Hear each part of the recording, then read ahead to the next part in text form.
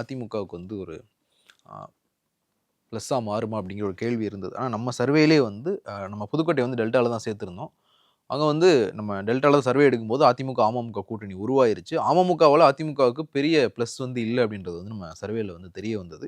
So இது அப்படியே continue ஆகிறதுக்கான வாய்ப்புகள் தான் அதிகமாக இருக்குது. ஏன்னா நீங்கள் 2016 பார்த்தீங்கன்னா புதுக்கோட்டையில் வந்து நிறைய தொகுதிகள் அதிமுக வந்து கந்தர்வக்கோட்டை மாதிரியான தொகுதிகள்லாம் வந்து அதிமுக வெற்றி பெற்றிருந்தாங்க. கந்தர்வக்கோட்டை, அறந்தாங்கி இதெல்லாம் வந்து அதிமுக வெற்றி பெற்றிருந்தது.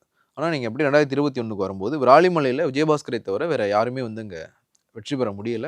குறைவான ஆலங்குடி தொகுதியில திருமயம் தொகுதிலாம் பார்த்தீங்கன்னா 2016, 2021 2 தேர்தல்கள்லயுமே ஒரு குறைவான வாக்கு வித்தியாசத்துல திமுக வந்து வெற்றி பெற்றிருந்தது.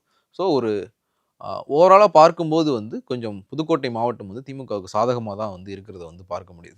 திமுக கூட்டணிக்கு. ஏன்னா, அங்க கம்யூனிஸ்ட்டுகளுக்குமே வந்து கணிசமான வாக்கு வங்கி உண்டு. அதேமாதிரி அறந்தாங்கி தொகுதியில அந்த பகுதிகள்ல வந்து காங்கிரஸ் மூத்த தலைவர் திருநாவுக்கரசருக்கு இருக்கிற அந்த தனிப்பட்ட செல்வாக்கு இது எல்லாமே சேர்ந்து வந்து திமுகவுக்கு வந்து ஒரு ப்ளஸ்ஸா தான் இருக்கு. அதே மாதிரி 2 அமைச்சர்கள் வந்து இருக்கிறாங்க புதுக்கோட்டை மாவட்டத்தில.